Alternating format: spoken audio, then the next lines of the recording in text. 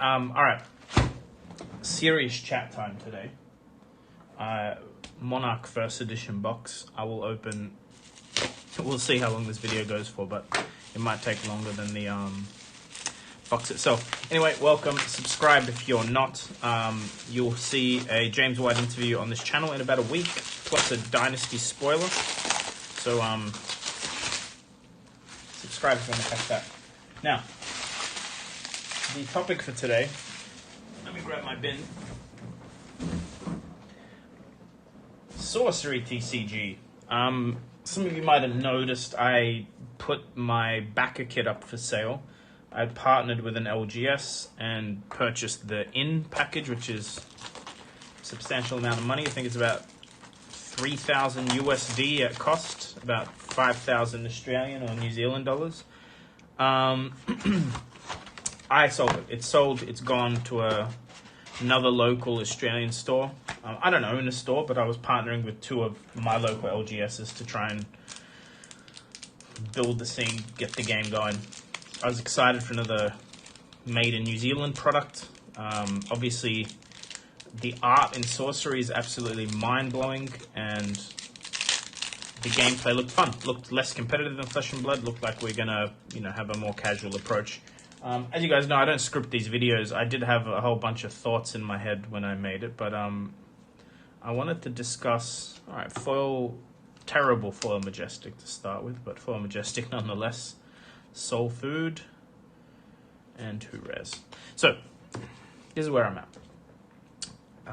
I should have pulled up stats. I was going to, and then I just felt like hitting record. Sometimes you got to do that when you make videos, otherwise you just never end up doing it I'm not a procrastinator is what I'm saying. I believe the figure is something like 4 million USD, or like 1.7 to 2 million, sorry, New Zealand dollars, 4 million. It's like 2 million USD was the final figure for Sorcery TCG.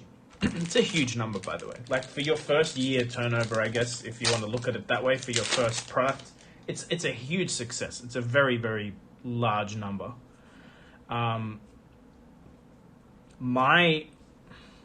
So I'd seen the art, I'd seen some gameplay, but the main reason I was buying into the game was not necessarily that it was a perfect game. Just the art looked phenomenal. I really wanted to open some Kickstarter packs on the channel. It's what I do. And again, have something casual to play at my LGS before or after Fab Armories, that kind of thing. Sometimes you're just not in the mood for Fab, right? And I don't play Magic, I don't play any other card games, so it felt like a cool thing to have.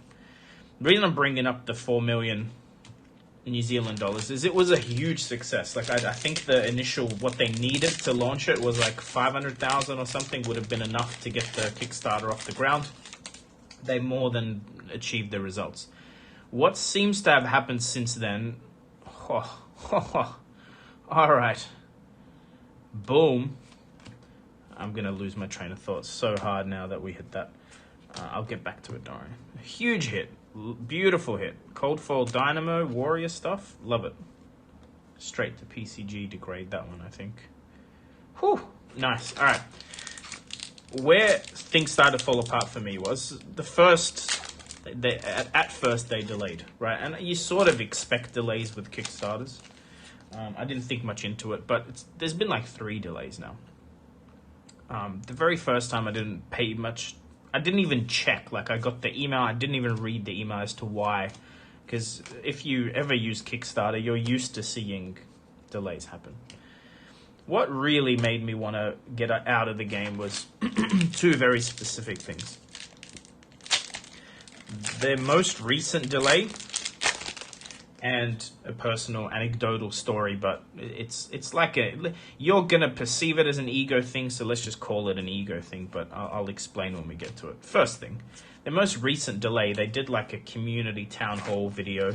Simon, who's the community manager, and Eric, who is the founder, he worked at Grinding Geek Games, founder for Path of Exile, had a huge, I believe he's one of the biggest, or Chris Wilson's definitely one of the biggest Magic collectors this side of the world, and you know, mega rich guy, spent like a lot of his own money, 7 figures on the art. Clearly has a passion for this stuff, and it shows in the art. It's all original art, no digital art. It's all, you know, oil paintings, etc. My specific reason for canceling or for selling my backer kit is Simon. Simon's the community manager. If you go watch the last video, this is something maybe not everyone will pick up on, but the amount of like marketing speak or sales speak is like to a point where it's condescending. Very scripty, very non-transparent. If I had to summarize the entire video, I could do that in one sentence, which is why I canceled, because they took like 90 minutes to explain what I can do in one sentence. The reason they had this most recent delay, and it'll no longer be a 2022 launch, it'll be a 2023 launch, is after testing the game and broadcasting or getting a whole bunch of people to test with them, they've realized that the game itself maybe has some, like, I don't want to use the word competitive, but they have some issues. Maybe there's like some stuff that's just a bit broken, too powerful. Maybe people that do play it will find that there's just one specific way that you can always win the game. I mean, that can be said about nearly any casual type board game. Monopoly, Uno as a card game, etc. They all have like strategies you can implement. But either way, they said that the game doesn't reflect what they would like it to reflect now that they've tested it and they want to do more testing. I actually don't believe them. So that's first of all. I don't believe that's the main reason, because, and if it is, my advice, suggestion, or what I would have been happy with as a backer is that they still launch it. It's Kickstarter, it's alpha. If the game needs balancing, you do that in the official retail release. You don't delay us, the people that risk money and were hoping to get this before Christmas, right? First of all, you can errata, you can, you know, you're only printing Kickstarter once, but you're going to print the whole set again anyway. And they said that they're trying to do this so that when they print the whole set, it comes quicker and they don't have to delay it by testing for that. But again, I don't feel like that's fair for someone who backed it early. They should stick to a release schedule, whether it's fully balanced or not. And then you can't control everything. I think the main reason is actually that they've had to shift their printing. Now, I think because they did touch on this, they just didn't say it was the main reason, but it feels like the main reason. Now, what that is I think it's a chicken egg scenario. I think they couldn't book Cartamundi or any of the big printers in Japan or anything like that without an actual purchase order, but they needed the Kickstarter to finish before they put a purchase order in. But the end result now is that they're printing in China. That's not the reason I'm not backing them. I'm not too happy about the China thing, but I mean, iPhones are made in China. It really depends on your quality control, how much input you have with the printer, and China produces very high quality product as well as very crap quality product. They produce some very strict intellectual property stuff, and they produce fakes. It's not, the country is not the issue here. It's who you use and how much control you have over the scenario. So the reason I'm not happy is I believe they've messed up with planning. They've delayed the game because, one, they believe maybe they needed to do more testing, and two, they're having printer issues. They talked about buying collating equipment and stuff, which is absolutely insane. That means the printer themselves were not ready to print the product. Like, why did they need new equipment if they were already ready? Lastly, they decided to add booster packs to each box. The funny thing is, people are like, and I'm sorry if I'm going to insult people here when I say this, but if you are happy about hearing that they're adding booster packs to every box, you're just a sheep. Like, you're a sheeple. I don't care. The whole point of... Oh, I'll just put that out. Sea Strike. The whole point of buying something collectible and rare is the scarcity of it. If you go do the maths, I think they've added 3 packs per box, which is nearly 10%. They've basically said they're going to increase the print run 10% and not charge us for it.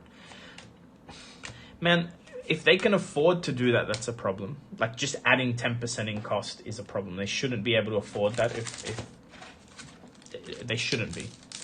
Second, I don't want 10% more product. I just want my product on time. That little bit of a, like, it's easy to ignore that's what they've come up with as a little consolation prize. And 2 Arclight Sentinels. But for me, as a buyer, as a collector, I have no interest in extra packs. I just wanted the packs I'd paid for. Now, knowing that everyone gets 10% more packs just dilutes my individual pack. It dilutes the individual card I might hit. That's not for me. I have no interest in a company that's going to dilute their own collectible product as a consolation. Like, yes, it's only the Kickstarter people that are getting it, but I don't want 39 packs in a box. That's not what I signed up for. It's also a weird number. I'm OCD. Why would there be 39 or 36? Anyway, the last point, why I'm out. By the way, before I even say this, I'm not trying to deter you. I'm not trying to get you to cancel your... Like, I don't care. Do whatever.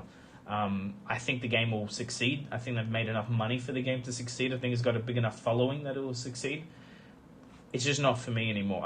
Literally the store, the people that we were going to do it with, most of them have lost interest. There's like One Piece, there's Lorcana. None of us are really playing those, but you've also, by delaying, just allowed more TCGs to come out in the meantime, and you've delayed, or you've wasted the hype that you had. And that means my product will probably be worth less. Like if I was planning on flipping it, if I hit some of these rare chase cards in the set, they're just more likely to be worth less money than more. Lastly, and this is not a major reason because this happened way before the Kickstarter, but when I found out about, I think it was on maybe Red Zone Rogue, I originally found out about Sorcery, and he had like test packs or whatever. I contacted them when they were very, very small, pre-Kickstarter, and I'm like, hey, I would love some product to open on the channel. Here's my channel. I got an instant response very quickly. I believe it was from Eric saying, man, I checked out your channel, would love to send you some product, waiting for some boxes to be sent to me, a bit cleaner than what Red Zone Rogue had. I think he's the guy that I referred to, and I'll send you some. I go, that's great.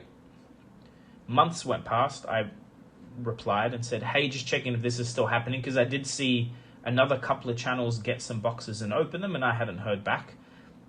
The person running the account, which at this point I'm not sure if it's Eric or Simon or whoever, read my message, didn't reply.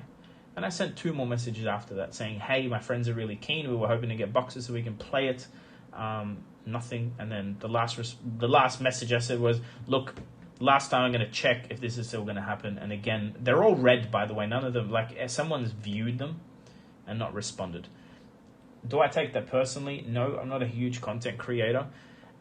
It is a problem if you've promised me stuff and then not even giving me an explanation. Like, maybe you're just not sending boxes out anymore. Maybe your strategy's changed. But 0 response is a worry, because either you're so under-resourced that you're reading messages and then not replying to them, which I can't imagine what your customer service will feel like down the track, if that's your level of communication skills. And second, if you have a problem, like you don't like my channel or whatever, not being able to communicate that or having a problem with me means like it's less likely I want to be involved in the game. Like for whatever reason, I never got some sample product to open. But like I said, I still backed it after this happened, so I was still a believer. But then with the delays and the way Simon was speaking and waffling and the hot air, to me, screams of bullshit. That's just my personal life experience. When I hear someone talk like that about anything, I don't believe what they're saying. And I'm very, very unlikely to be wrong that he's lying. He's very, very clearly hiding something or not saying the truth or what the actual real problem is or the priority. But then there was some weird comments during that stream, like he's talking about some Chinese workers' small hands compared to his. Like, aside from that sounding a bit like Trump, it's just really weird way to communicate to your fan base. I'm a serious kind of person. I joke and stuff, but like, I don't know, your job's not to joke if you're delaying the product and telling us why. Your job's not to make stuff look good or anything like that. I don't buy into that. If that's the company they're running, I don't want a part of it. I don't care.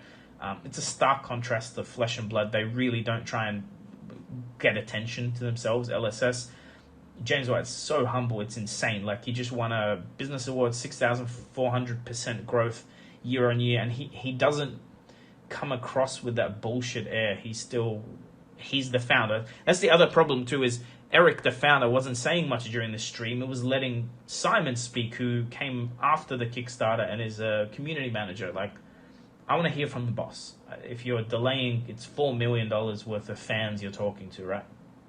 It seems right to just address it on the head, whatever the real problems are. And again, I think they're talking about the real problems. They're just not saying what the real, like, they're using the testing in the game to sort of tell us, the fans, that it's worth the wait, that it'll be a better game when we get it, versus saying we're struggling with the printers or we haven't found a printer, because that makes them look bad for taking $4 million when they didn't even have a contract with a printer. You get what I mean? That's my gut feeling. Anyway, that's why I'm out. I won't be touching the game.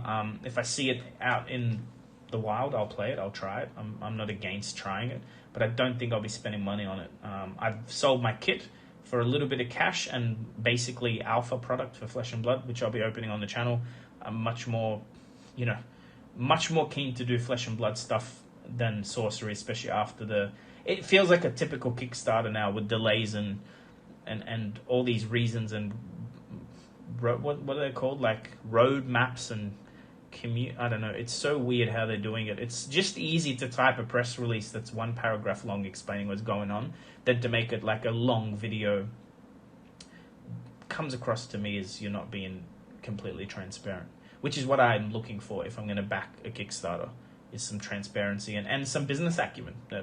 Taking $4 million and not being able to secure a printing contract outside of China is odd to me.